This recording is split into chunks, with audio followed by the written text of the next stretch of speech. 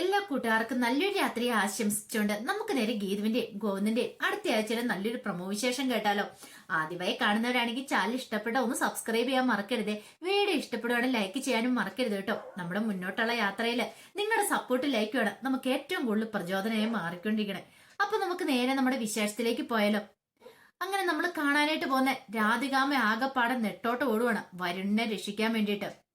അപ്പൊ ചേത ഗ്രൂപ്പിന് ഒറ്റിക്കൊടുത്ത വരുണാന്നുള്ള സത്യങ്ങളൊക്കെ പുറത്തു വരികയാണ്. വല്ലാത്തൊരു അവസ്ഥയിൽ രാധികാമ്മ നിൽക്കുക. അവസാനം രാധികാമ്മ ഒരു കടുത്ത തീരുമാനത്തിലെത്തുക. വരുണിനെ വീട്ടിൽ നിന്ന് പുറത്താക്കുവാണ്. തൽക്കാലത്തേക്ക് രക്ഷപ്പെടാൻ പറ്റും. അങ്ങനെ എല്ലാരും കൂടെ നിൽക്കുന്ന സമയത്ത് വരുണെ ഉന്തിത്തള്ളി പുറത്തേക്ക് കൊണ്ടുപോയിട്ട് രാധികാമ്മ പറഞ്ഞു, നീ എന്ത് പരിപാടിയാടാ വരുണെ കാണിച്ചേ? ഉണ്ട ചോറിന് നന്ദി കാണിക്കാത്തവനെ നിനക്ക് എങ്ങനെ തോന്നിയുടെ ഇതൊക്കെ ചെയ്യാനായിട്ട്? നീയല്ലേ ചേതൻ ഗ്രൂപ്പിന് വേണ്ടിയിട്ട് കണ്ണനെ ഒറ്റിക്കൊടുത്തേന്നൊക്കെ ചോദിക്കുക. അവസാനം വരും പറഞ്ഞ, അമ്മ എന്തിനാ എന്നോട് ദേഷ്യപ്പെടുന്നേ? എന്നോട് ദേഷ്യപ്പെടുകയൊന്നും വേണ്ടാന്ന് പറയാം. എനിക്ക് പണം വേണം. എനിക്ക് പണത്തിന് വേണ്ടി ഞാൻ എന്തും ചെയ്യുമെന്ന് പറയാം. കോയെന്ന് പറഞ്ഞു, നിനക്ക് പണം വേണമായിരുന്നെങ്കിൽ നീ എന്നോടൊരു വാക്ക് പറയുമായിരുന്നെങ്കിൽ ഞാൻ തരില്ലായിരുന്നോടാ. എന്നിട്ടോ നീ അതിന് പകരം എന്താ ചെയ്തേന്ന് ചോദിക്കാം. രേഖയ്ക്ക് ആകെപ്പാടെ വിഷമിച്ച് നിൽക്കുക. രേഖയ്ക്ക് അറിയാം ഈ ചതിയുടെ പിന്നിലെല്ലാം രാധികാമ്മയാണ്. പക്ഷെ രാധികാമ്മ പഠിച്ച കള്ളിയാണ്. അവരിതുവരെയായിട്ടും അവരുടെ തനി രൂപം പുറത്തിറക്കിയിട്ടില്ല. എല്ലാ കുറ്റം വന്നു കഴിയുമ്പത്തിന് അവസാനം അതെല്ലാം വരുണ്ട തലയിലേക്ക് കെട്ടിവെച്ച് അവര് രക്ഷപ്പെടാനാണ് ശ്രമിച്ചുകൊണ്ടിരിക്കുന്നത്. ഇത് അവിടെ കൂടെ നിൽക്കുന്ന എല്ലാവർക്കും അറിയാം. പക്ഷെ രാധികാമ്മ വളരെ വിദഗ്ധമായിട്ട് താൻ ഒരു തെറ്റും ചെയ്തിട്ടില്ല എന്നൊക്കെ തെളിയിക്കാൻ വേണ്ടിയിട്ട് കിടന്ന് വീണിടത്ത് കിടന്ന് അങ്ങോട്ട് ഉരുളുവാണ്. അവസാനം ഗോവിന്ദ് പറഞ്ഞു, രാധികാമ്മ ഓരോ പ്രശ്നങ്ങൾ വരുമ്പോ വരുണിനെ ഇങ്ങനെ അടിച്ചു പുറത്താക്കും. ഒരാഴ്ച കഴിയുമ്പോഴത്തേനും തിരികെ വീട്ടിലേക്ക് കയറ്റും. ഞങ്ങൾക്ക് കാര്യങ്ങളൊക്കെ മനസ്സിലായി രാധികാമ്മ എന്നൊക്കെ പറയാം. രാധികാമ്മ പറഞ്ഞു, കണ്ണ എനിക്കിതിനകത്ത് യാതൊരു പങ്കുമില്ല. ഞാനിത് അറിഞ്ഞിട്ടില്ല. അങ്ങനെയൊക്കെ അറിയുമായിരുന്നെങ്കിൽ ഞാൻ ഇതിനൊക്കെ കൂട്ടു നിൽക്കോ? ഒരിക്കലും കൂട്ടു നിൽക്കില്ല. ഇവൻ ഇന്നത്തോടു കൂടി ഞാൻ ഈ വീട്ടിൽ നിന്ന് അടിച്ചു പുറത്തായിക്കോളാം. ഇനി ഒരു പ്രശ്നവും ഉണ്ടാകത്തില്ല എന്നൊക്കെ പറഞ്ഞുകൊണ്ട് വരുണിനെ അടിച്ചു പുറത്താക്കണം. വരുണ് പുറത്തേക്ക് പോയിട്ട് രാധികാമ്മനെ ഒരു നോട്ടം നോക്കി എല്ലാം ഒപ്പിച്ചു വെച്ചിട്ട് അവസാനം എന്റെ തലയിലേക്ക് അമ്മ കെട്ടിവെച്ചല്ലേ എന്നുള്ള രീതിയായിരുന്നു ആ നോട്ടത്തിനർത്ഥം. രാധികാമ്മയ്ക്ക് അത് മനസ്സിലായി. പക്ഷെ രാധികാമ്മ കണ്ണത് കാണിച്ചു. ഇപ്പൊ തൽക്കാലത്തേക്ക് നീ പോ എന്നൊരു രീതിയായിരുന്നു അതിന്. പിന്നെ എന്തേലും കാരണം ഉണ്ടാക്കി നിന്നെ അകത്ത് കയറ്റാം എന്നൊരു ചിന്തയായിരുന്നു രാധികാമ്മയുടെ മനസ്സിലായി. അങ്ങനെ വരുൺ പോയി കഴിഞ്ഞപ്പോഴത്തേനും ഭയങ്കര അങ്ങോട്ട് സങ്കടമൊക്കെ അഭിനയിച്ച് രാധികാമ്മ നേരെ ഗോവിന്ദന്റെ അരിലേക്ക് എന്നിട്ട് പറഞ്ഞു, കണ്ണ അവൻ ചെയ്ത തെറ്റിന് ഞാൻ നിന്നോട് മാപ്പ് ചോദിക്കുന്നു. ഇനിയിപ്പൊ എന്ത് ചെയ്യണമെന്ന് എനിക്ക് അറിയത്തില്ല. ഒരു പെറ്റമ്മയായി പോയില്ലേ, സ്വന്തം മകനെ ഓർത്ത് ദുഃഖിക്കാനല്ലേ പറ്റുള്ളൂ. അവൻ ചെയ്ത തെറ്റ് ഇനി ആവർത്തിക്കില്ലാന്ന് ഞാൻ പറയാം. ഞാൻ ഉറപ്പ് തരാം. അവൻ ഇനി ഒരിക്കലും അങ്ങനെ ചെയ്യില്ല എന്നൊക്കെ പറയുന്നുണ്ട്. ഇത് കേട്ടപ്പോ ഗോവിന്ദ് പറഞ്ഞു, ഇതൊക്കെ രാധികാമ്മ ഇപ്പൊ പറയും. 2 ദിവസം കഴിയുമ്പോ രാധികാമ്മ ഇതെല്ലാം മറന്നു. സ്വന്തം മോനാന്നുള്ള പരിഗണന കൊടുത്ത് വീണ്ടും അവനെ ഇങ്ങോട്ട് വിളിച്ചു കയറ്റും. അവന് വീണ്ടും ഇങ്ങനെയൊക്കെ ചെയ്യും. എന്നാലും എങ്ങനെ തോന്നുന്നു രാധികാമ്മ അവൻ ഇങ്ങനെയൊക്കെ ചെയ്യാനായിട്ട്? പറഞ്ഞിട്ട് കാര്യമില്ല എന്നൊക്കെ പറയുമ്പോഴത്തേനും രേഖ വന്നിട്ട് പറഞ്ഞു, ഞാനും കൂടെ ആ കൂടെ പോവാ. ഞാനായിട്ട് ഇവിടെ എന്തിനാ നിക്കണേന്ന് ചോദിക്കാം. പെട്ടെന്ന് ഗീത വന്ന് രേഖയും തളഞ്ഞിട്ട് പറഞ്ഞു, രേഖേച്ചി ഒരിടത്തേക്കും പോകേണ്ട കാര്യമൊന്നുമില്ല. അല്ലെങ്കിൽ രേഖേച്ചി എന്തിനാ പോണേ? വരുണേട്ടൻ ചെയ്ത തെറ്റിന് വരുണേട്ടൻ അനുഭവിക്കട്ടെ എന്ന് പറയാ. വേണ്ട ഗീതു, എനിക്ക് ഇവന് നിൽക്കാനുള്ള യോഗ്യതയില്ല. വരുണേട്ടന്റെ ഭാര്യയായിട്ടല്ല ഞാൻ ഇവിടെ നിൽക്കുന്നേ. ഇനി ഞാൻ എന്തിന്റെ അടിസ്ഥാനത്തിലെ കുടുംബത്തിൽ നിൽക്കുന്നതെന്ന് ചോദിക്കാം. രേഖേച്ചി ഒരിടത്തേക്കും പോകുന്നില്ല. ഒരിടത്തേക്കും രേഖച്ചിനെ ഞങ്ങൾ വിടത്തില്ല എന്ന് പറയാം. വരുണേട്ടൻ ഇങ്ങനെ അങ്ങ് പോയെന്നിരിക്കും. പക്ഷെ രേഖേച്ചി പോകാനായിട്ട് ഞങ്ങൾ സമ്മതിക്കില്ല എന്ന് പറയാം. ഗോവിന്ദ് പറഞ്ഞു, രേഖ എന്തിനു പോണം? വരുണിനോടൊപ്പം ഒരു കാരണവശാലും പോകേണ്ട കാര്യമില്ല. ഞാൻ ജീവനോടെ ഇരിക്കുന്നിടത്തോളം കാലം ആർക്കും ഇവിടെ ഒന്നിനും ഒരു കുറവുണ്ടാകത്തില്ല. അതുകൊണ്ട് രേഖ പോകേണ്ട കാര്യമില്ലെന്ന് പറയാം. രേഖയ്ക്കാണ് വല്ലാത്ത സങ്കടമായിപ്പോയി. തന്നെ ഇത്ര നദിയെ സ്നേഹിക്കുന്ന ഗോവിന്ദേട്ടൻ, ഗീതു ഇവരെല്ലാം ഉള്ളപ്പോ ഏറ്റവും വലിയ ചതിയാണല്ലോ വരുണേട്ടൻ ചെയ്ത. വരുണേട്ടന് സമയമുണ്ടായിരുന്നു തെറ്റിരുത്താറുണ്ട്. രാധികാമ്മയുടെ പേര് പറഞ്ഞ് ആ കുറ്റമെല്ലാം രാധികാമ്മയുടെ തലയിൽ കെട്ടിവെക്കാം. പക്ഷെ രാധികാമ്മയുടെ തലയിലേക്ക് കുറ്റം കെട്ടിവെക്കാൻ ഒരുങ്ങ് തയ്യാറായിരുന്നില്ല വരുണ്. കാരണം വരുണിന്റെ മനസ്സിൽ വേറെ പല ചിന്തകളുവാ. രാധികാമ്മയുടെ തലയിലേക്ക് കുറ്റം കെട്ടി വെക്കാൻ പോലും രാധികാമ്മ തന്ത്രപൂർവ്വം തല ഉരുകയും ചെയ്യും. പക്ഷെ രാധികാമ്മയെ പെട്ടുപോയത്. 50 ലക്ഷം രൂപ രാധികാമ്മ മേടിച്ചിട്ടുണ്ട്. 50 ലക്ഷം രൂപ വരുണും മേടിച്ചിട്ടുണ്ട്. അത് അനാർക്കലി കൊണ്ടുപോയി ചെയ്തു. വരുണും മേടിച്ച പൈസ രാധികാമ്മയുടെ പൈസ നഷ്ടപ്പെട്ടും പോയി. ഇനിയിപ്പോ ആ ചേതൻ ഗ്രൂപ്പിന് പണം കൊടുക്കണമെങ്കിൽ എന്ത് ചെയ്യും? കണ്ണനോട് ചോദിക്കാനും പറ്റില്ല. അപ്പൊ കണ്ണൻ സ്വാഭാവികമായിട്ട് തന്നെ സംശയിക്കും. പിന്നെ എന്ത് ചെയ്യും? വല്ലാത്തൊരവസ്ഥയെ പെട്ടുപോയി. പിന്നീട് രേഖ മുറിയിലേക്ക് പോയിരുന്ന് പൊട്ടിക്കരയാണ്. രേഖയ്ക്കാനുള്ള അവസരം കിട്ടിയിട്ടുണ്ടായിരുന്നു. വരുണിനെ ഇതിനു മുമ്പ് വേണേ പുറത്താക്കായിരുന്നു. പക്ഷെ രേഖ അന്ന് ചെയ്തില്ല. എന്നെങ്കിലും ഒരു സമയത്ത് ഒരു പശ്ചാത്താപം ഉണ്ടായി വരുണേട്ട സത്യങ്ങളൊക്കെ തുറന്നു പറയുന്ന ഒരു ചിന്തയുണ്ടായിരുന്നു. പക്ഷെ എന്ത് ചെയ്യാനെന്ന് പറ, അതൊന്നും ഉണ്ടായില്ല. നേരെ വരുൺ ചെല്ലുന്ന സുവർണയുടെ അരിയിലേക്കാ. സുവർണയുടെ അടുത്ത് നിന്ന് വീട്ടിലത്തെ സംഭവ വികാസങ്ങളൊക്കെ വിളിച്ചു പറയാം. സുവർണ പറഞ്ഞു, ഞാൻ ഇത്രയ്ക്ക് പ്രതീക്ഷിച്ചില്ല. ഇങ്ങനൊരു അവസ്ഥ ഇനിയിപ്പൊ എന്ത് ചെയ്യാനാ, എന്ത് ചെയ്യാനാ? എന്റെ വീട്ടിലെ ചീട്ട് കീറി എന്നൊക്കെ പറയാ. എനിക്കിനി അങ്ങോട്ട് പോകാൻ പറ്റുമോ? ഒരു കാരണവശാലും പോകാൻ പറ്റില്ല. ആ വീട്ടിലേക്ക് കയറാൻ പോലും പറ്റില്ല എന്ന് പറയാ. സുവർണ പറഞ്ഞ തലക്കാലത്തേക്ക് ഇവിടെ നിന്നു. പക്ഷെ ഒരു കാര്യമുണ്ട്, ചേതൻ ഗ്രൂപ്പിനോട് മേടിച്ച് പണം കൊടുക്കണമെന്ന് പറയാം. വരുമ്പോൾ ഞാൻ ഇവിടെ നിന്ന് എടുത്തിട്ട് കൊടുക്കാനാ, എന്റെ പണമില്ല എന്ന് പറയാം. പണം കൊടുത്തില്ലെങ്കിൽ ചേതൻ ഗ്രൂപ്പുകാർ അന്വേഷിച്ചു വരും. പിന്നെ അവര് കൊന്നു വെക്കത്തുള്ളൂ. ജീവനോടെ പുറത്തിറങ്ങാൻ പറ്റില്ല എന്ന് പറയാം. വരുണ ആകെപ്പാടൊരു ഭയം. ഇനിയിപ്പൊ ചേതൻ ഗ്രൂപ്പിന്റെ പിടിയിലെങ്ങാനും പെട്ടുപോയാൽ തീർന്നു. സുവർണ പറഞ്ഞ് എന്നെ കൊണ്ട് പോലും രക്ഷിക്കാൻ പറ്റില്ലാത്ത അവസ്ഥയാ. വരുണേട്ടൻ മാത്രമല്ല, രാധികാമ്മയും പെട്ടുപോകുന്ന അവസ്ഥയിലേക്കാ കാര്യങ്ങള്. അതുകൊണ്ട് എത്രയും പെട്ടെന്ന് കാര്യങ്ങളൊക്കെ നീക്കണം. പണം എങ്ങനെയാ സംഘടിപ്പിക്കണം എന്ന് പറയാ. വരുണ അവസാനം രാധികാമ്മനെ വിളിച്ചു പറയുന്നുണ്ട്, അമ്മേ പണമില്ലാതെ കാര്യങ്ങളൊന്നും നടക്കില്ല. എങ്ങനെയാലും ആ ഗോവിന്ദനോട് പറഞ്ഞ് കുറച്ച് പണം സംഘടിപ്പിക്കാൻ നോക്ക്. അല്ലെ എവിടുന്നേലും ചോദിക്കോ എന്തേലും ചെയ്യാനൊക്കെ പറയാ. രാധികാമ്മ ആരോട് എന്ന് ചോദിക്കാനട്ടാ അവസാനം രാധികാമ്മ കിടന്ന് നെട്ടോട്ട് ഓടുന്ന ഗോവിന്ദ് അറിഞ്ഞു. ഗോവിന്ദന് മനസ്സിലായി രാധികാമ്മ പണത്തിന് വേണ്ടി ഓടുന്നതാണ്. അതൊരു പക്ഷേ ചേതൻ ഗ്രൂപ്പിൽ നിന്ന് കയ്യിൽ നിന്ന് മേടിച്ച പണം വരുണിന് കൊടുക്കാൻ വേണ്ടിയിട്ടായിരിക്കും. അതിനു വേണ്ടിയിട്ടായിരിക്കും രാധികാമ്മ കിടന്ന് നെട്ടോട്ട് ഓടുന്നത്. കിടന്ന് ഓടട്ടെ. അങ്ങനെ ഒരു ചിന്തയിൽ ഗോവിന്ദ് മൈൻഡ് ചെയ്യാനൊന്നും പോയില്ല. പിന്നീട് വീട്ടിലെ പ്രശ്നങ്ങളൊക്കെ ഒന്ന് കെട്ടടങ്ങിയതിന് ശേഷം ഗീതു ഗോവിന്ദനും കൂട്ടി വിജയലക്ഷ്മിനെ കാണാനായിട്ട് പോകുന്നുണ്ട്. അങ്ങനെ ചെന്ന് കഴിഞ്ഞപ്പോ ഗോവിന്ദ് അതിനകത്തേക്ക് കയറാനൊന്നും കൂട്ടാക്കില്ല. ഗോവിന്ദ് പുറത്ത് തന്നെ നിന്നോളൂ. വേറൊന്നും കൊണ്ടല്ല, ഗോവിന്ദൻ അങ്ങോട്ട് കയറാൻ ഇഷ്ടമില്ല. പക്ഷെ രഞ്ജു വിട്ടില്ല. രഞ്ജു ഓടി പുറത്തേക്ക് ഇറങ്ങുന്നിട്ട്, അതെ ഗോവിന്ദൻ തന്നെ ഇവിടെ നിൽക്കുന്നേ, ഇങ്ങോട്ട് കയറി വരാനും പറഞ്ഞ് അകത്തേക്ക് കൂട്ടിക്കൊണ്ട് പോവാം. ഗോവിന്ദന് എന്ത് ചെയ്യാൻ പറ്റും? അങ്ങനെ അകത്തേക്ക് ഗോവിന്ദ് കയറി. പിന്നീടാണ് ഗീതു ആ സർപ്രൈസ് പൊട്ടിക്കുന്നത്, താൻ പ്രഗ്നന്റ് ആണെന്നുള്ള കാര്യം. ഇതറിഞ്ഞു കഴിഞ്ഞതും രഞ്ജുവിന്റെ കണ്ണുകളൊന്നും തിളങ്ങി. രഞ്ജു പറഞ്ഞു, ആഹാ കൊള്ളാലോ, അപ്പൊ എന്നെ ഓവർടേക്ക് ചെയ്തല്ലേന്ന് ചോദിക്കാം. വിജയലക്ഷ്മിക്ക് എന്തെന്നില്ലാത്ത സന്തോഷം.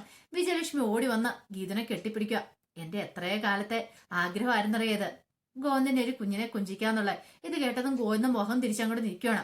ഗീതിന് മനസ്സിലായി കണ്ണേട്ടൻ ഇതുവരായിട്ടും ദേഷ്യമൊന്നും മാറിയിട്ടില്ല. ആ ദേഷ്യം മാറണമെങ്കിൽ ഇനിയിപ്പൊ അമ്മ അതിനുള്ള ഉത്തരം കൊടുക്കണം. എന്തുകൊണ്ടാണ് ഗോവിന്ദനെ ഇട്ടിട്ട് പോയത്? അല്ലെങ്കിൽ ആരുടെ കൂടെയാണ് അമ്മ പോയത്? രഞ്ജു എങ്ങനെയാണ് ഗോവിന്ദന്റെ പെങ്ങളായത്? അതൊക്കെ അറിയണം. കുറെ കാര്യങ്ങൾ ഗോവിന്ദൻ അറിയാനുണ്ട്. അപ്പൊ അതിന്റെയൊക്കെ ഡീറ്റെയിൽസ് കിട്ടിയാൽ മാത്രമേ കണ്ണേട്ടന് അമ്മയായിട്ട് വിജയലക്ഷ്മി അമ്മേനെ അംഗീകരിക്കത്തുള്ളൂ. അതൊക്കെ ഗീതുവിന് അറിയാവുന്ന കാര്യമാണ്. പിന്നീട് കുറെ സമയം സംസാരിച്ചുകൊണ്ടിരിക്കുന്ന സമയത്ത് വിജയലക്ഷ്മി തന്റെ വേവലാതികളും വിഷമങ്ങളൊക്കെ പറയുന്നുണ്ട്. ഗോവിന്ദൻ അങ്ങോട്ട് മാറുന്ന സമയത്ത് രഞ്ജുവിന്റെ കാര്യത്തിൽ എനിക്ക് നല്ല ടെൻഷനുണ്ട്. 3 മാസം കഴിയുമ്പോൾ എന്ത് ചെയ്യണമെന്ന് അറിയത്തില്ല. അവളെങ്ങാനും പ്രഗ്നന്റ് ആയി പോയിട്ടുണ്ടെങ്കിൽ അവളുടെ ജീവൻ അപകടത്തിലാന്നൊക്കെ പറയാം. പക്ഷെ പിന്നീട് ഗീതു വിജയലക്ഷ്മിനെ സമാധാനിപ്പിക്കുന്നുണ്ട്. അങ്ങനെയൊന്നും സംഭവിക്കില്ലമ്മേ. ഇനിയിപ്പോ 3 മാസം കഴിഞ്ഞിട്ടുള്ള കാര്യങ്ങളൊക്കെ നോക്കിയാൽ പോരെ. 3 മാസം കഴിയുമ്പോ എന്തേലും ഒരു തന്ത്രം പറഞ്ഞ് നമുക്ക് വീണ്ടും അങ്ങനെ മാറ്റിവിടാം. ഇനിയിപ്പം അവർ തമ്മിൽ ഉടനെ ഒന്നും കാണാൻ പോകുന്നില്ല എന്നൊക്കെ സമാധാനിപ്പിക്കുന്നുണ്ട് വിജയലക്ഷ്മിനെ.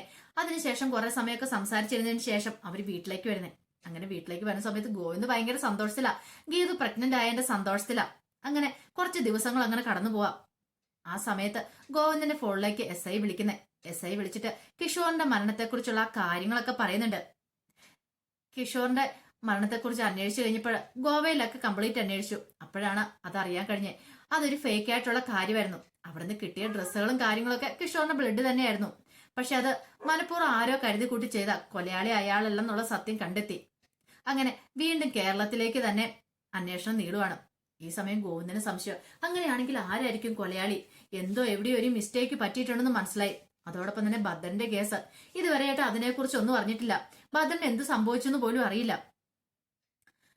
വിലാസിനെ ആണെങ്കിലും വിനോദാണെങ്കിലും സന്തോഷത്തിലായിരുന്നു. അച്ഛൻ ജീവിച്ചിരിപ്പുണ്ടെന്നൊരു ചിന്ത വിനോദിന്റെ മനസ്സിലുണ്ട്. അതുകൊണ്ടാണല്ലോ കത്തൊക്കെ വന്നേ. ഇനി ഇപ്പൊ പേടിക്കണ്ട, അച്ഛൻ എപ്പോഴാണെങ്കിലും തിരികെ വരുമെന്നൊരു ചിന്ത അവരുടെ മനസ്സിലുണ്ട്. അതുപോലെ തന്നെയായിരുന്നു ഗീതു. പക്ഷെ ഗോവിന്ദ് ഗീതുവിന്റെ മനസ്സിന് വിഷമം ഉണ്ടാകുന്ന കരുതി ഭദ്രനെ കുറിച്ചുള്ള കാര്യങ്ങളൊന്നും പറയാനും പോയില്ല. ഒരു പക്ഷെ ഒന്നാമത്തെ കാര്യം പ്രഗ്നന്റ് ആയിട്ടിരിക്കുന്ന സമയം. ഇനിയിപ്പോ ഇതുപോലെ ഷോക്കിംഗ് ന്യൂസ് ഒക്കെ കിട്ടിയിട്ടുണ്ടെങ്കിൽ അവൾക്ക് സഹിക്കാൻ പറ്റില്ലല്ലോ. അതുകൊണ്ട് പറയേണ്ടെന്ന് കരുതി കുറെ കാര്യങ്ങൾ ഗോവിന്ദ് അങ്ങനെ ഒളിപ്പിച്ചു വെക്കുക. അങ്ങനെ വരുണ് പോയി കഴിഞ്ഞ് രേഖ ഭയങ്കര സങ്കടത്തിലേക്ക് ഇരിക്കുക. അങ്ങനെ ഇരിക്കുമ്പോഴാണ് രേഖ ആ സത്യം തിരിച്ചറിയുന്നത്, താൻ പ്രഗ്നന്റ് ആന്നുള്ള കാര്യം. ഒരിക്കലും പ്രതീക്ഷിക്കാത്തൊരു കാര്യമായിരുന്നു രേഖ ഇങ്ങനെ ഒരു സംഭവം ഉണ്ടാവുന്നുള്ള. ഇത് അറിഞ്ഞു കഴിഞ്ഞപ്പോ രേഖയ്ക്ക് എന്ത് ചെയ്യണമെന്ന് അറിയത്തില്ല. വല്ലാത്തൊരു ബുദ്ധിമുട്ടാ. രേഖ ഒരിക്കലും ആഗ്രഹിച്ചിരുന്നില്ല വരുണിന്റെ ഒരു കുഞ്ഞിനെ പ്രസവിക്കാനായിട്ട്. കാരണം വരുണിന്റെ സ്വഭാവ ദൂഷ്യം കൊണ്ടാ. കുഞ്ഞിനെ പ്രസവിക്കുന്ന കുഞ്ഞുങ്ങളെയൊക്കെ ഭയങ്കര ഇഷ്ടമാണ്. പക്ഷേങ്കില് വരുൺ ഇങ്ങനെ നിൽക്കുന്ന സമയത്ത് വരുണിന്റെ ചതി എന്നെങ്കിലും തന്നെ ഒരിക്കലും ഉപേക്ഷിച്ചു പോകുന്ന ഒരു രേഖ ഭയപ്പെട്ടിരുന്നു. അതുകൊണ്ട് തന്നെ രേഖയ്ക്ക് ഈ പേടി. പിന്നീട് രേഖ പ്രഗ്നന്റ് ആന്നുള്ള കാര്യം ഗീതു അറിയാണ്. ഗീതിന് ഭയങ്കര സന്തോഷമായി. വീട്ടിലെല്ലാവർക്കും വീണ്ടും സന്തോഷമായി. 2ാമത്തെ പേരക്കുഞ്ഞാ കുടുംബത്തിലേക്ക് വരാനായിട്ട് പോകുന്നത്. പക്ഷെ ഇത് അറിഞ്ഞു കഴിഞ്ഞപ്പോഴത്തേനും വരുണിനെ സഹിച്ചില്ല. വരും പുറത്താണെങ്കിലും രാധികാമ്മ കൃത്യമായിട്ട് കാര്യങ്ങളൊക്കെ വിളിച്ചു പറയുന്നുണ്ടായിരുന്നു. പക്ഷെ രാധികാമ്മയ്ക്ക് സന്തോഷമായിരുന്നു വരുണിന് ഒരു കുഞ്ഞുണ്ടാകാൻ പോകാനുള്ളതെന്ന് എന്ന് അറിഞ്ഞു കഴിഞ്ഞാൽ. പക്ഷെ വരുണ് പറഞ്ഞു, അമ്മേ എനിക്ക് ആ കുഞ്ഞിനെ വേണ്ടെന്ന് പറയണം. അവളുടെ വയറ്റ് വളരുന്ന കുഞ്ഞിനെ എനിക്ക് ആവശ്യമില്ല, ആ കുഞ്ഞിനെ കൊണ്ട് കളഞ്ഞേക്കാനൊക്കെ പറയാം. പക്ഷെ രാധികാമ്മ സമ്മതിച്ചില്ല. ഒരു കാരണവശാലും അത് പാടില്ലട മോനെ.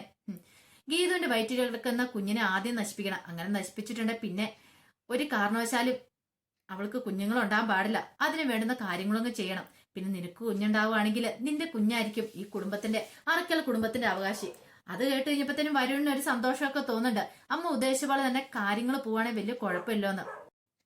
പിന്നീട് ഗീതുവിന്റെ വയറ്റ് വരുന്ന കുഞ്ഞിനെ ഇല്ലാതാക്കാൻ വേണ്ടി രാധികാമ്മ ചില തന്ത്രങ്ങളൊക്കെ പ്രയോഗിക്കുവാണ്. അപ്പൊ ആ കൊടും ക്രൂരത ഗീതുവിനോട് ചെയ്യുവാണ്. കുഞ്ഞിനെ ഇല്ലാതാക്കാൻ വേണ്ടിയിട്ട് ഒരു പൊടി കലക്കി പാലിനകത്ത് കലക്കി ഗീതുവിന് കൊടുക്കാൻ കൊണ്ടുപോയില്ലുവാണ്. പക്ഷെ എന്ത് ചെയ്യാൻ, ഭാഗ്യം ഗീതുവിനോടൊപ്പമായിരുന്നു. ഗീതു ആ കുടിച്ചില്ല ആ പാല്. അതുകൊണ്ട് രാധികാമ്മയുടെ പണികളും തന്ത്രങ്ങളും എല്ലാം പാളിപ്പോയി. ആ പാല് കുടിച്ച കാഞ്ചനയായിരുന്നു. കാഞ്ചനയ്ക്ക് കുഞ്ഞു വയറ്റ് കുഞ്ഞില്ലാത്തതുകൊണ്ട് കാഞ്ചനയ്ക്കൊന്നും പറ്റിയില്ല. പക്ഷെ രാധികാമ്മ ആ പാടെ പെട്ടുപോയി. എന്ത് ചെയ്യണമെന്ന് അറിയത്തില്ലാത്തൊരവസ്ഥയായിപ്പോയി രാധികാമ്മയ്ക്ക്. ആ കുഞ്ഞിനെ കൊല്ലാൻ ശ്രമിക്കും തോറും അതിന് സാധിക്കാതെ വരുമായിരുന്നു രാധികാമ്മ. രാധികാമ്മയ്ക്ക് മനസ്സിലായി ഇനിയിപ്പോ ഇവിടം കൊണ്ടൊന്നും തീരത്തില്ല, അവളെ ഇല്ലാതാക്കണം. ഗീതുവിനെ അങ്ങ് ഇല്ലാതാക്കണ കാര്യങ്ങളൊക്കെ കുറച്ചുകൂടെ എളുപ്പം എന്നൊരു ചിന്ത വരുന്നുണ്ട്. പക്ഷെ അതിനേക്കാളുപരി പണം വേണം, ഇതിനെല്ലാം പണം വേണം. പണത്തിന് വേണ്ടി എന്ത് ചെയ്യും? ഇനി ഗോവിന്ദന്റെ കയ്യിൽ നിന്ന് ചോദിക്കാനും പറ്റില്ല. ചോദിച്ചാൽ 100 ചോദ്യങ്ങളായിരിക്കും വരുന്നത്. എന്തിനാ ഏതിനാന്നൊക്കെ വേണ്ടിയിട്ട്. അവസാനം രാധികാമ്മ ഒരു തീരുമാനം എടുത്തു. ഗോവിന്ദ് അറിയാതെ എങ്ങനെയും കുറച്ച് പണം സംഘടിപ്പിക്കണം. അതിന് വേണ്ടിയിട്ട് ജോസഫേട്ടനെ വിളിക്കുന്നുണ്ട്. ജോസഫേട്ടനെ വിളിച്ച് പണം ആവശ്യപ്പെടുവാണ്. ആവശ്യപ്പെട്ട് കഴിയുമ്പോൾ ജോസഫേട്ടൻ പൈസ കൊടുക്കുവോ? അപ്പൊ തന്നെ നേരെ വിളിച്ച് ഗോവിന്ദനോട് കാര്യങ്ങൾ പറയാണ്. ഇതേ ഇങ്ങനെ രാധികാമ്മ കുറച്ച് പണം ആവശ്യപ്പെട്ടിട്ടുണ്ടെന്ന്. ഗോവിന്ദ് തോന്നി ഒരു കാരണവശാലും കൊടുക്കേണ്ട കാര്യമില്ല എന്ന് പറയണം. രാധികാമ്മയ്ക്ക് അവിടുന്ന് പണം കിട്ടിയില്ല. അവസാനം വെള്ളറി പിടിച്ചു പോയി രാധികാമ്മ. പക്ഷെ ഈ സമയം ചേതൻ ഗ്രൂപ്പ് വിടാൻ കൂട്ടാക്കിയിട്ടുണ്ടായിരുന്നില്ല. ചേതൻ ഗ്രൂപ്പ് തക്കം പാർത്തിരിക്കുക. പൈസ കൊടുക്കാതെ വന്നു കഴിഞ്ഞപ്പോഴത്തേനും വരുണിനെ അവർ ടാർഗറ്റ് ചെയ്യുവാണ്. അങ്ങനെ വരുണിനെ അവര് പിടികൂടുന്നുണ്ട്. അവസാനം വരുൺ പറഞ്ഞു, പൈസ ഞാൻ തരാമെന്നും പറഞ്ഞുകൊണ്ട് രക്ഷപ്പെടുവാണ് അവിടുന്ന്. പക്ഷെങ്കില് 2 ദിവസത്തിനുള്ളിൽ പൈസ കൊടുക്കണമെന്ന് പറഞ്ഞ് ആ 2 ദിവസത്തിനുള്ളിൽ 1 കോടി രൂപ കൊടുത്തില്ലെങ്കിൽ വരുണിന്റെ കാര്യത്തിലൊരു തീരുമാനമാവുമെന്ന് അവന് മനസ്സിലായി. എന്ത് ചെയ്യണമെന്ന് അറിയത്തില്ലാതെ രാധികാമ്മനെ വിളിക്കുക. രാധികാമ്മ പണത്തിന് വേണ്ടി കിടന്ന് നെട്ടോട്ട് ഓടുക. ഇല്ലെങ്കിൽ തന്റെ മോന്റെ ജീവൻ അപകടത്തിലാവും. ചേതൻ ഗ്രൂപ്പ് വരുണിനെ കൊല്ലൂ എന്നുള്ള കാര്യമൊക്കെ രാധികാമ്മയ്ക്ക് മനസ്സിലായി.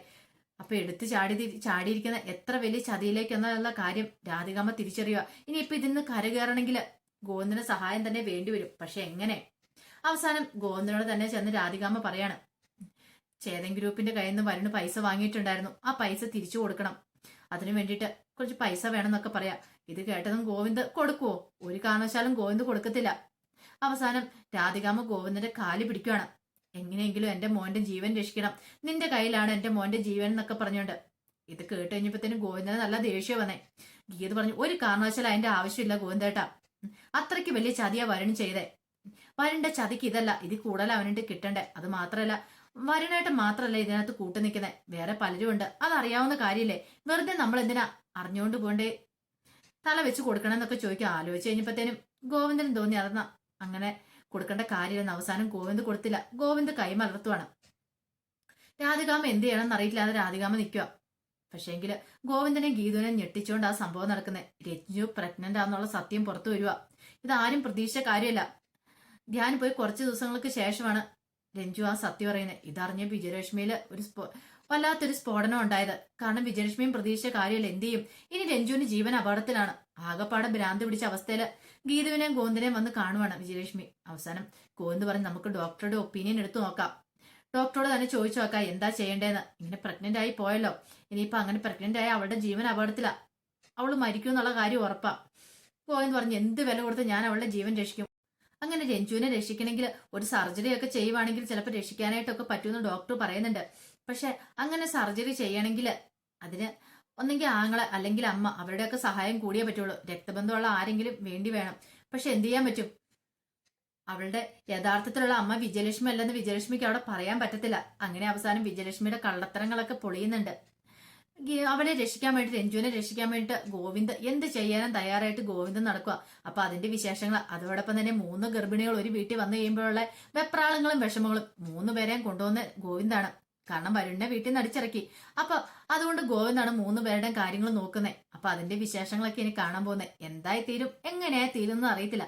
ഇനിയിപ്പം ഗോവിന്ദന് നല്ല പണിയാണ് കിട്ടാൻ പോകുന്നത്. ഒരു വശത്തെ ഗീതു, പിന്നെ രഞ്ജു, പിന്നെ രേഖ, ഇവരുടെ ആഗ്രഹങ്ങളും കാര്യങ്ങളും എല്ലാം ഗോവിന്ദ് തന്നെ സാധിച്ചു കൊടുക്കണം. അപ്പൊ അതിന്റെ വിശേഷങ്ങൾക്കായി നമുക്ക് എല്ലാവർക്കും കാത്തിരിക്കാം കേട്ടോ. ഒരിക്കൽ കൂടി എല്ലാവർക്കും നല്ലൊരു രാത്രി ആശംസിച്ചു നിർത്തുന്നു. നന്ദി.